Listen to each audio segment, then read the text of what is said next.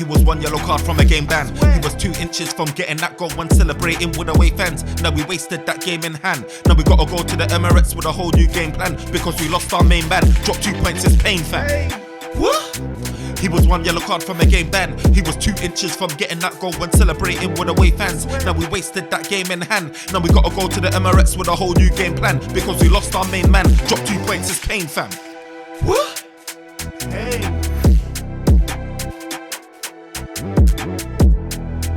Yo, this is the OT99 Banter Room where opinions are shared and smoke get served. Look, we're back again with another show. It's your boy Firms, and I'm joined today by NK and Edwin. We're back again with another show. Look, today I've been slightly subdued, man. Today I feel a bit of pain because this is a game that we should have won. I mean, to go out the way we did so late in the game, for Palace to get an equalizer, for Casemiro to miss the game, for Arsenal, it's stress, you know what I mean? And there's so much to get into.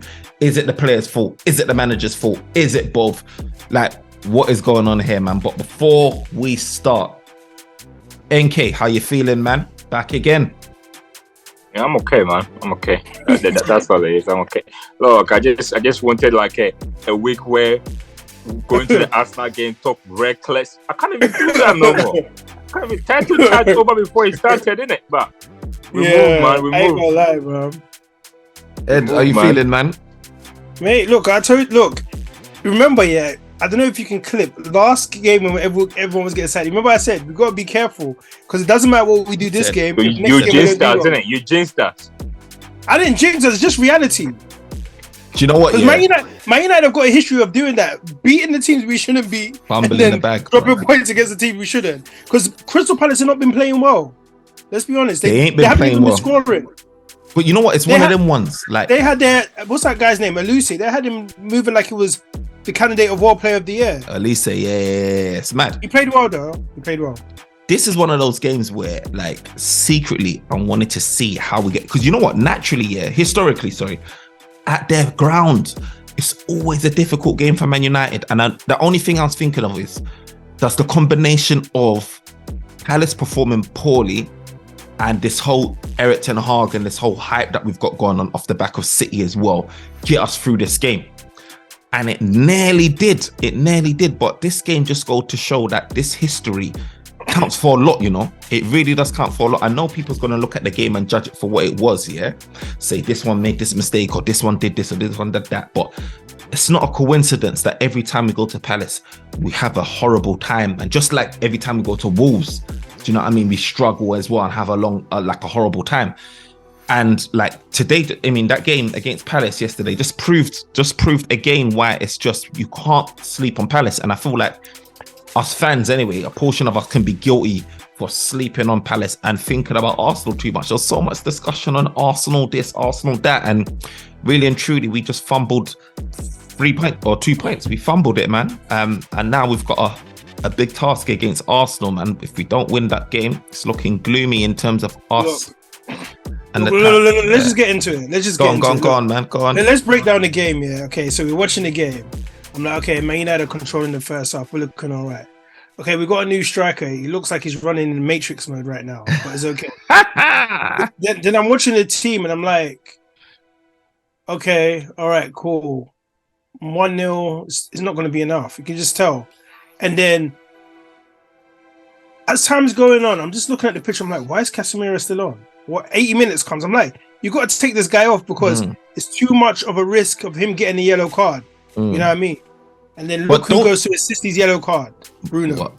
Let's leave Bruno out for this. It's too early for this. It's too early. Look, don't you think though the nature of that game, because it was finally in the balance, that Eric Ten Hag couldn't make that substitution and bring Casemiro off. The thing do you feel like impacted on his judgment of taking him off the fact that it was 1-0? Think about it, Like if we got the penalty, got the penalty, does Casemiro come off sooner? I reckon. But you know what? Yeah. Unfortunately, in this life, only ifs don't work. Only like we didn't get the penalty, right? At the point, what time did the goal go in? It went in like 80 what? Probably at 86 onwards. Let me check. Mate, if we think about it, yeah. Up until then, yeah, man. when they hit 80 minutes, right? Yeah.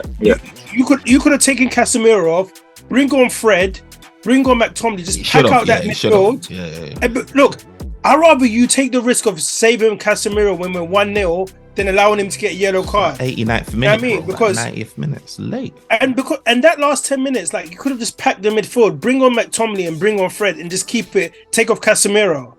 You know what I mean? Like, because that yellow card is like it didn't like he went. If you survived a whole game, there was a likelihood that was going to happen the way he plays football, right? But do you remember Scott McTominay came on the pitch? I feel like the Fred thing he was getting, he was scared because he didn't trust Fred. Fred's a guy that can come on and in 2 minutes get a yellow card and miss a game. But the thing is, that's the thing. Like, he doesn't trust Fred, but Fred had a good game against Man City. No, I mean his composure, bro, not to get booked, because if he got booked, he's missing an Arsenal game. But let's be honest. We don't, like, respectfully, if Fred wasn't playing next game, he wasn't going to, it's unlikely he would start. We could have just started Casemiro and Eriksen. Like, but you don't think he would have used Fred to track Odegaard down like he did with? No, but he could have. Yeah, but Brenner. Let's be honest. Who would you rather have got the yellow card? Let's be honest. Of course. Fred. So I'd rather risk Fred than keep Casemiro off. Fair point. Because, yeah, like, do you know what? Man United, like, for a team like when we were 1-0, we were just getting hit too much on the counter. And you got to remember, like, their team is full of fast attacking players. So there was at points where there was just so much gap. There was times where it was like 3-on-2. Can you have safely said though, like, if we took off Casemiro, Manchester United would have gone on to win that game? Because I don't think Erik Ten Hag likes to gamble. I don't think it's in his nature where he likes to gamble. And he didn't gamble. And look what happened. We conceded. Life's all about gambles, isn't it? Like, you never know. Like, unfortunately, how do we know if we didn't take off Casemiro and just packed up the midfield, we could have stopped them hitting us a counter, or, you know what I mean? Like, a lot of things could have changed. Like, we never know, but he made the choice, kept him on. Not only did we drop 2 points, we lost Casemiro for a big game. Do you know what? I don't hear people talk about this whole issue. Like, Edwin. I mean, sorry, not Edwin. Let me ask NK this, actually. Look. People's touching on Bruno, and Bruno's pass, I think he leapt out of the 50-50 challenge or whatever it was. And do you know what I mean? The pass back to Casemiro was poor. Casemiro had to like lunge and like try to retrieve the ball lunging. For me, I don't hear people talking about enough about Casemiro. Like, do you feel like we was in danger where it could have led to us conceding a goal if Casemiro which warranted that challenge from Casemiro? Because I don't know. Yeah, I don't know too. I mean, that's what I and that could have been a red, by the way. You know what I mean? Yeah, it's not even like to say it was a smart one. It was a reckless challenge. It was a reckless challenge, and he was lucky not to even get sent off too. But at the same time too, I don't know. I just thought the same. But if you watch it back, I think there was enough cover at the back, probably like there was it. Just don't know, man. But to me, I mean, I've just started and I've just heard the two of you go up and forth about whether Casemiro should have been taken off or not. Look, whether he got taken off or not, I don't think it make a difference, man. Who should have been taken off was Bruno, man. Bruno should have been taken off because at the time when you're trying to manage the game, you just, I don't know. I've been saying it for the last few times here. Most of our wins that we've been getting has not been anything that our midfield attacking have kind of like contributed. Yesterday, at 1-0 up at halftime, you come into the game, your attacking, your midfield need to help kind of like take pressure off you, keep the ball, bounce it a bit, manage to kind of like sustain attacks for a little bit. But then we came there and then you 1-0 up and then you still always want to rush at like, we came back and we decided to like sit back. The players' mentality was that we got a 1-0 lead and we're going to protect it. Instead of them having the mentality like, oh, we got 1-0 and let's go, let's go search for the second one. Push for the second one. The man were relaxed, too relaxed. Yeah, every single time, it's like the midfield and attack always want the defenders to get on the 3 points. Sometimes yesterday, look, today we're gonna give them an off day. We're gonna go there, we're gonna control the game, we're gonna stop 10 attack, and we're gonna just keep on pinning Crystal Palace back and back and back and back. But we're not doing that. We get a ball and then boom, within 2 seconds, we lose the ball. It was literally just bad, man. But me personally, with Casemiro, look, from what I've seen this season, where we're never able to kill off games. We kill off games very later on. If I'm a manager, I'm not taking him off. I'm not taking him off. And I feel like one of the reasons why is that because we were looking forward too much into the Arsenal games that in the end, maybe their heads did drop down a little bit. They were just thinking about that too much. Too much. Even when he got a yellow card, I look at the manager was already shaking his head. Yeah. He's shaking his head. I'm thinking to you, look, it don't matter. Don't be thinking about the next game just yet. I know you probably have to, but in that moment, just make sure that we are dealing with that. If he's not playing, then we deal with that. But you're looking at the bench, they're shaking his head. I think Casemiro had it in his head. Like, look, I'm going to miss a crucial game. Rather than them just thinking, okay, you know what, we got a few minutes. Let's see how the game. None of them were doing that. But overall, yesterday, that result that we had yesterday, it was coming. It was coming because your goalkeeper and your defenders and even Casemiro, it's not every single time they can get that clean sheet. So at times, the forward players too, they need to go and get the 2 or 3 goals so that a last minute goal like that doesn't mean nothing, man. But that's the issue. That's the issue with our squad. It's just like Manchester United. I feel like we been on a really good run, a winning streak. 9 wins, 1 draw. Manchester United has been playing good defensive football. We've been organised. We've been well structured by Erik ten Hag. But in terms of offensively, all of our goals has been coming from substitute appearances from Garnacho or goals from Rashford. And we've all been saying, you know what I mean? Like, we can't be resting all of our attacking hopes on Rashford. If Rashford gets injured, what happens next? We need a striker. We now bring in Weghorst, and like I don't know. For me, you know what? It's hard to say because one game early, yes, one game, but he looked slow. And he hasn't trained a lot with the team, but I think NK made a good point though, because just Ten Hag's reaction is like it had a trickle down into the whole team. It's like it felt like they lost everything because I don't even think it was the reaction. I think it was the yellow. I think when Cass got that yellow, the whole team didn't even care. No, that's what I'm saying. But if when they went to the bench, he was like this. He was just upset, and it's like it trickled down. The whole energy of the team was just like, "What's the point? Let's just see the game out there and wait." Yeah, but even on that anyway, with the striker. And this is an argument that we've had offline and even here on OT. And I've always said it. Look, it started from the beginning of the season with the wingers and with the attacking players. If your midfielders ain't creating chances for your attacking players, they're just useless. They are just useless. We had a guy, his natural game is he's a fox in the box. That's his strength. Fox in the box. Hardly any chance created for the guy in the box except for Luke Shaw cross. That was it. We had this guy that don't have pace, literally playing on the counter-attack, running the whole game. That is not his game. If you got someone who's good in the box, what you do is you work the ball into the box. Nothing was worked into the box. It was over the top, counter, running. So he is not going to get no services. And I've always been saying this. Even our wingers too is the same thing most of the time. Our wingers receive the ball so deep that if you are not a direct winger, you cannot play here. How many times have you seen yesterday too? That's what Rashford was doing the whole game. He received the ball deep and he tried to dribble past 3 or 4 guys. Naturally, that shouldn't be it. Naturally, they need to be putting him through where he will only have 1-on-1 and then through on goal, or be in a position where when he cuts in, he can shoot. But they just never do that. But this is the difference though. I don't necessarily think it's about supplying our midfield per se, supplying the forwards. I feel like Anthony got a lot of the ball.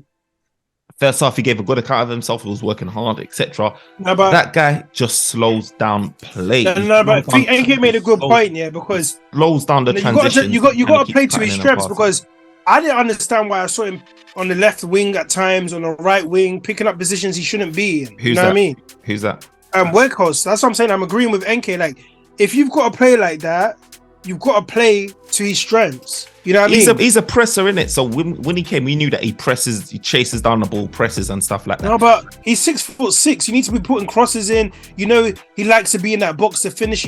Like NK said, apart from that run, he only got 1 chance created. One header. Yeah. But my thing is the forwards' decision making is the decision making is poor. And Rashford, that's meant to supply this guy. The only person that was able to give him anything to snap off was our left back. was at level, and that itself is really, really poor. All of them need to take, because if you do that, you are literally setting your striker up to fail. Our striker, your striker should never, ever, ever. The first thing you want to be praising him for is that he's pressing. That is secondary. That's his secondary job. The first thing he's supposed to do is by either missing chances or scoring goals. That's number one. And how can we even know? Me and you don't even know whether he's a good finisher or not, because they never gave him nothing for us to judge him by. We're sitting here judging him by his pressing and his positioning. And that's just I agree poor. because dragged out a few defenders. Do you know why I agree with NK? In our current team, the way we're playing, and we don't service our strikers. Haaland wouldn't get nowhere near the goals he's got for Man City in the way our team plays. Because if we played with a Haaland that's supposed to be a world beater, even like you're saying, we get a world striker. If we're not providing them chances, like NK is saying, what's the point of them being there? That's the thing. Man United, our best version of ourselves is when we had that fluidity of those forwards, right? Not a Weghorst, not even a Ronaldo, not even a Ronaldo this season. But that's my thing. That's my thing. So Weghorst is just coming. He's just coming now. He doesn't know the setup, and he's now having to play this role where the Man United is not. What NK is saying that even though that was the way we play, you never ever saw Rashford or even Anthony or Bruno even give him a chance, because it's different if they gave him chances and he missed, or they didn't even try. Yeah, Rashford tuned out. Rashford tuned out. He tuned out against. Issue with Ronaldo again last season. They never used to service him. Look, with this team, if you are a striker, you have to do things on your own. You have to go and make the goals on your own, because they're not putting it on the plate for you to score a lot of the times. You're not getting that one-on-one with the goalkeeper. You hardly getting that in this team. You are hardly getting that, because the way these guys play, you're not getting that. Your best chance of getting a one-on-one is on the transition. And my guy is slow. He is slow. So this counter-attacking football, the manager need to find. Yeah, he's super slow. So the manager, that's what I said to you. When you're doing a team, I don't know what team had planned was for bringing this guy. But the way we're playing, where we always want to be creating chances on the transition, doing the counter, he's not a Martial. He don't have the legs, you know. So unless they're going to be doing out there, keeping possession and working the ball into the box, I'm telling you now, this guy's going to be a flop. And within 2 or 3 weeks, we'll be calling for Martial to come back into the team, man. Simple as that. I mean, it's early days. Like I said, he had his little cameo. Do you know what I mean? Wan-Bissaka's, we're hoping that more crosses will be coming in now and there'll be courage to be whipping in the ball. Wan-Bissaka, sure. Dalot when he comes in. Sancho when he comes. Yeah, Wan-Bissaka had a good game. But my thing is, it's just like, look, Man United with a lesser midfield, right? With less creativity in the midfield, we're managing to get goals in that transition. Man United right about now, the transitional play is where we're most effective. Last season under Oli, that transitional counter-attacking style is where we're effective, where we're getting a lot of our points this season. Similarly, where we can still play ball a bit more and have a bit more structure to a transitional play, a lot of the time is where we're getting luck. Now we're bringing in Weghorst. How it's going to adapt to that transitional play, I don't know. For me, I see it as this guy that's on red-hot form, Garnacho, who's got the speed, he's able to take guys on one-on-one, is not being started because we are thinking, let's bring some guy off the bench. Let's bring some guy off the bench to cause damage. In my opinion, look, we need to be starting our strongest team from the get. Rashford, yeah, from when he wasn't showing signs of like being in a game, I would have taken him off. But I feel the issue is with Erik ten Hag in a situation like this guy's been on red hot streak. This guy can be quiet in the game and then come up and pop up with a goal. It's confused the hell out of Rashford. Well. I mean, but that's what for me. It's confused, man. Even when he was scoring goals, I used to come and tell you like, look, the guy just getting goals and he's not playing well. And then I like. When Rash was on it, like we can tell he weren't on it. He weren't running. No, cold got to him, frostbite. Performance yesterday and the previous weeks, there is no difference. Only difference is that he's got. See yesterday. Edwin, would you say there was a difference? But there's a big difference. See yesterday, if he scored a goal, people will not be talking about Rashford being poor and couldn't pass. People will be talking about I ain't gonna lie, NK is right. No. I think there was. I think yes, you're right in the sense where the glimpses. I think you're right in the sense where people will be talking about that, but in the same sense, I do feel like there was a dip in his like he's running, pressing, like he looked slower. His decision making. He went back to putting his head down and running into traffic. There was things that he weren't doing, but he weren't like. But the thing is, it was look. This guy. He was thinking about the target of getting 9 goals in 9 games. He wasn't thinking about winning. But this is my point, though. My point is, he was doing too much. He's doing. But you know what? This is doing the stuff because I've been complaining here that at times, he doesn't use his fullbacks. I've been complaining here a long time ago that he doesn't use his fullback.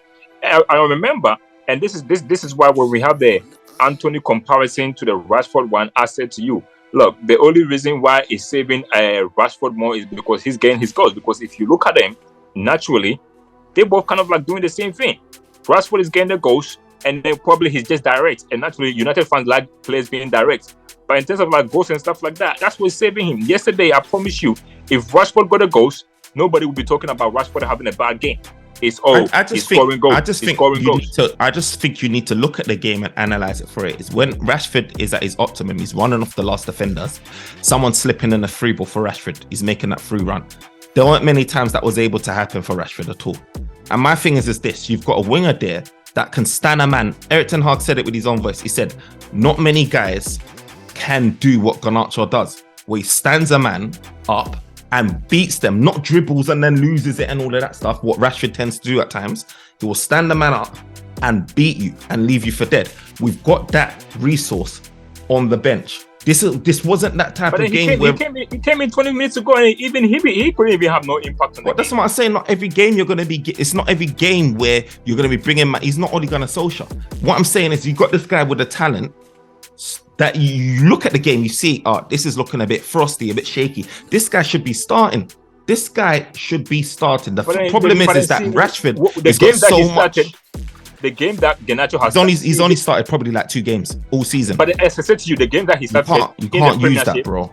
No, but I'm just saying the ones that he has started in the Premiership, he hasn't been able to make the biggest impact. At the moment, the manager is seeing him as, look, when fullbacks are tired, that's when I throw him on. We don't know his strength when fullbacks are not tired. You could say maybe he can start the game and have a good game. We don't know. But if the starting lineup came and Rashford was on the bench and Garnacho was playing, trust me and you will think like, what's going on here? And that draw came. If Garnacho started and Rashford didn't play and we drew that game, I would have started what he done, like Eric Ten Hag done, but I wouldn't have taken too long before I brought on Garnacho and maybe put Rashford as a striker. Because Weghorst, let's be honest, we weren't playing to Weghorst. When he went as a striker, he didn't do nothing. No, but he was as a striker. No, but the thing is, he didn't even see the ball. The thing is, these earlier substitutions, you give these men enough time. Yeah, he may not have done nothing, but there would have been.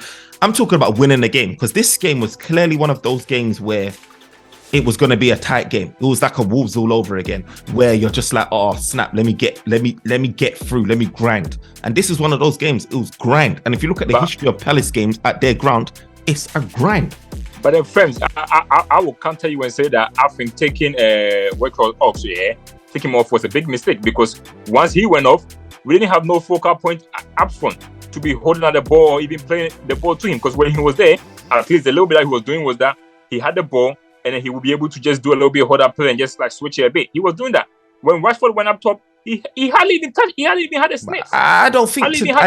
I mean, yeah, we might have lost the focal point. And even we considered from a free kick. Look at the people that were on the wall. He could have been on the wall. He could have been on the wall. But the thing is that goal, you know, that goal is magical, and that goal don't happen like all the time. Do you know what I mean? It's probably going to be one of the goals of the month, or you know what I mean, on contender for goal of the season, maybe. You know. But my thing is, it's just like United had no issue with needing a focal point, and I feel like what we needed is a lot more dynamism. If that's even a word, I don't know if I'm saying it right, but we needed our guys to be more dynamic, and we didn't have that. I feel like we weren't even stressed defensively. Like, we can afford to make changes, because Fam, like I said, it was another game, where I felt comfortable. The only problem is that we go and concede a flipping. I don't know what game you were watching, but I never felt comfortable, man. Look, I kept on watching the clock. And I would love to know what Edwin was thinking too, because to me, I kept on looking up. In the second half, I kept on looking up. Edwin's BT broadband is. I just knew if we don't score that second goal, it's always annoying. The 1-0. You can just see that second goal coming from. The second, to me, the way we were playing and the way Palace kept on coming in, I kept on. At one time, I remember I looked at the clock and it was like 70th minute. I'm thinking, no way we survived with 1-0 90th minute. No way we survived, man. So I don't know what kind of how you were feeling comfortable. Maybe you was because in previous game we were able to hold a lead. But I wasn't, man. Not the way Palace was. Do you know why I wasn't feeling comfortable? Yeah, it's because they literally just brought a fast attacking team, and they were just hitting us on the counter over and over again. So I was like, even the few times that saved us was Wan-Bissaka being able to hold himself like on 1-to-1s. Yeah, but it was like when you can see something's coming, because like you say, we just sat back. We literally just sat back, like you said, like. There was no effort. We sat back and we just allowed them to like just attack us. Yeah.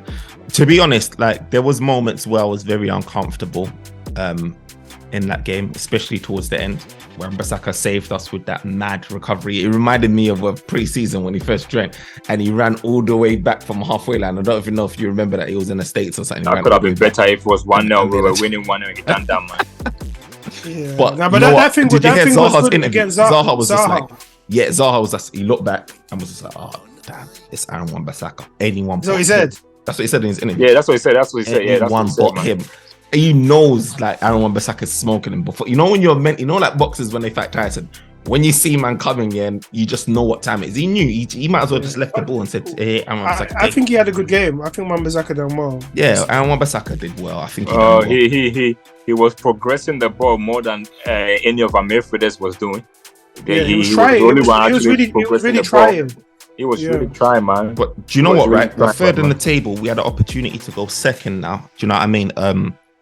And we could have lost that game. Because David De Gea made some key saves, Key saves, bro. You know what? I just feel the pain through NK. I could tell NK wanted to win so he can start talking the greasy. title charge. They're doing the title charge. The finish. Look, we still won like I think 9 games. So no, definitely. A draw is not something that you want to be kind of like throwing your toys up in the thing. But to me, it's one of the things that I've seen it coming. And I've always been argued that some of the win that we've had, they've not been very kind of like convincing. It's always been our defense and Casemiro that have been saving us. So you can just see that you cannot always go into games hoping like, oh, you can just kind of like score one goal and then defend it, And yesterday was actually the first time that we have actually dropped points from winning position. So that tells you how good it is. But look, I said to you from the beginning of the season, I've had an issue with this midfield, and how yesterday at 1-0 up where we scored the first goal right before halftime. Second half, you literally have to just first 10-15 minutes show them that who's in charge. Have the ball, take the tempo. If we wanted the game to be a fast game, our midfielders need to be controlling that slow tempo, control that. I think our biggest issue, we just set them out. I think our biggest issue is our squad depth. I feel like there's a reason why he's gone undefeated since November. I feel like it is a sustainable style of playing. In terms of he's got everyone structured, he's got everyone well disciplined, he's got everyone organized. I feel that's sustainable because guys know what they're doing when they get on the pitch. Do you know what I mean? No, I feel like the bit that's unsustainable is relying on Rashford to be able to get you out the hole. Oli was playing this ball. It wasn't sustainable, man. Oli weren't playing this ball. Oli weren't playing this ball. Oli was playing this ball. Oli wasn't playing this ball. No. Oli was playing counter-attack, but Oli's counter-attack was scattered. Oli's counter-attack had no structure. Oli's counter-attack was nothing that you can build on. That's true what NK is saying. The only difference is that we didn't have a DM. No. DM, like, it's not, bro. People are not deep in it, bro. People are not deep in it. Oli had no structure, bro. Oh, say what you want to say. He had no structure, bro. Look, if you look at the City game, Oli had zero. Oli couldn't do that. He couldn't do that. What do you mean? God beat them home and He could have done that. It wasn't crazy. Do you know what it is with Oli?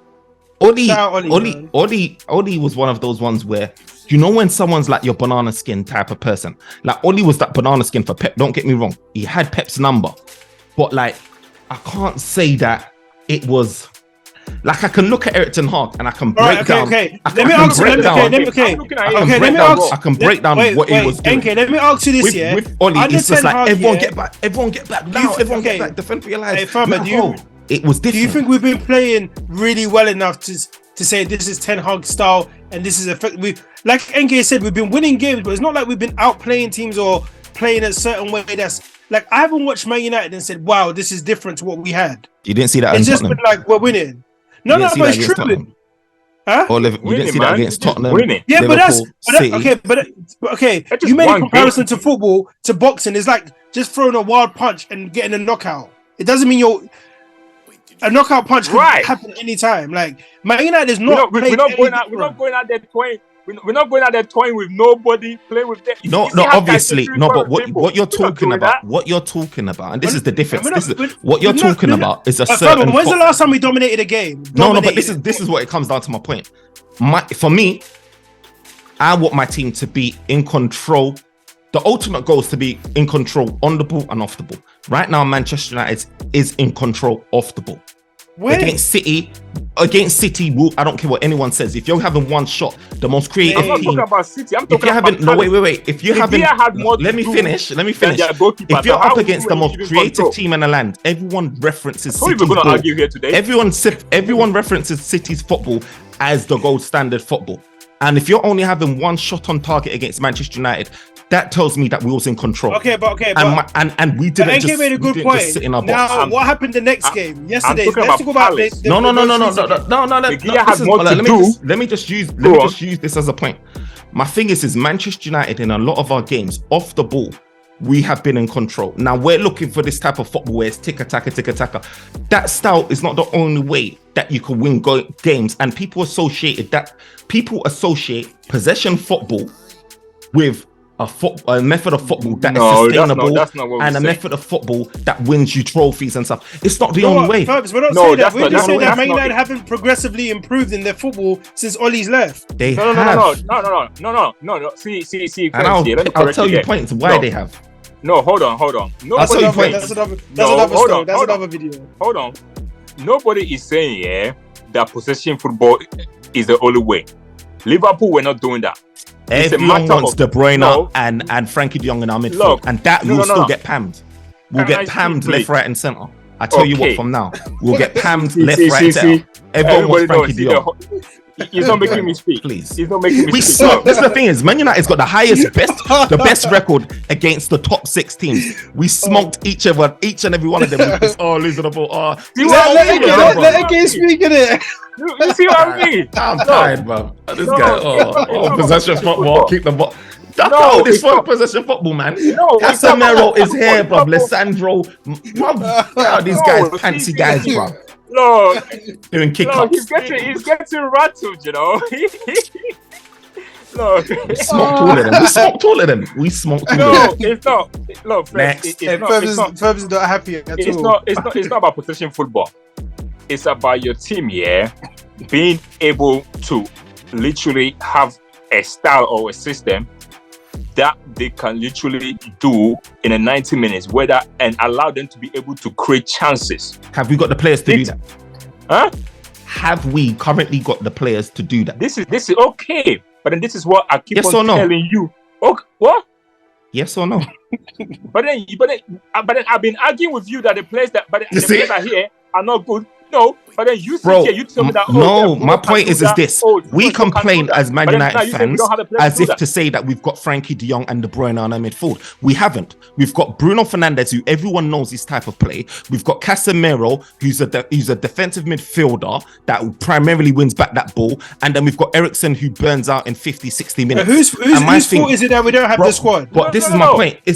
I know that your point, like we had money to spend and we didn't sort out that midfield to get those style of players. players. He wanted Frankie de Jong. It didn't turn out. He should have had a greater scouting network or knowledge to understand who can play that ball. But we as fans keep going on about possession football, and we ain't got the current players to do that. So therefore, let's move on from that and let's talk about transitional ball. Manchester United is smoking. Okay, did you say possession football? Yes, I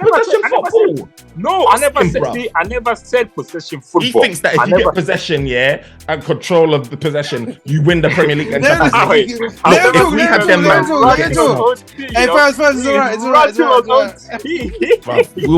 be like 11th in the league right now, bro. Battling with Chelsea. See what Man United's done to us. We're slapping high five. All I'm saying is, look, it's simple because with these current players. And the style of play that we say that, we need to play is not sustainable. You cannot literally win a league title with these players playing this type of football. And this is why I argue with you that if the manager continue to keep these players, when I have an argument with you that, so and so need to go in, like, no, this player cannot go because they are key. This player is key. I'm telling you this now. If he keep this type of players going forward, we are not winning no titles. You cannot win titles playing this type of football. This season, if we had squad depth, 90 points playing this season, if we had squad depth, I guarantee you, Man United will probably still be in the title race. No, I don't think we would have. I don't think we would have lost the Palace if we had at least 3 guys on a bench that was on form that can change a game. We won't be talking about possession. I'm telling you, bro. I'm telling you, we're looking at our bench, and all we're looking at is Garnacho. Only them man were having Sanchez. No, he didn't have them, man. He didn't have them mentally. No, he didn't have them, man. Mentally on. He had them on vibes. He didn't have them mentally on the grind. I'm telling you from now, if we had 3 man with the mentality that Ten Hag is installed in this team, you man keep talking about the style of play. There's a lot to do mentally that he's got us thinking differently. He's got us not putting our heads down after we go down. He's got us moving differently mentally. And I feel that if we had 3 guys, if we had Sancho, say we had Sancho and Osimhen on our bench that we could bring off here. Bro, I don't think that we're not having this conversation today. And we'll be talking about our title charge. I'm telling you, it's the squad depth. You can't just look at Garnacho on the bench. No. Well, you can talk about title charge all you want. You ain't winning it. All right, okay. That's a different story. You know what? Okay, let's just give But this season will be in a charge. We might still even be in it. Okay, let's wrap it up. Let's give our man of the matches. Aaron. A quick summary, then we'll peace out, and then we'll reconvene on Sunday after the Arsenal. You know what was cheeky though? Elise didn't celebrate. That annoys me, bro. I don't know. I know it's his personality. That annoys me. I thought he's trying to tell you, like, look, what do you know what that meant? He meant that this man were lucky to get a point. They deserve the 3 points. That's what. Guys, remember to like, comment, subscribe, bro. Tune in to OC99 Banter Room. Look, we ain't got that much time left. I'm sure these man of the matches. Aaron Wan-Bissaka. Am I right, Edwin? Am I right, NK? Yeah. No, I'm the man of the match, man. I'm the man of the match. Guys, remember to tune in for the Arsenal game. Tune in for the Arsenal game. Like, subscribe, share it, man. Leave your comments, man. I know you agree with me. Bun, NK, man. Edwin's just. You get me? So then, no, I agree with you. I don't agree with you. AK, further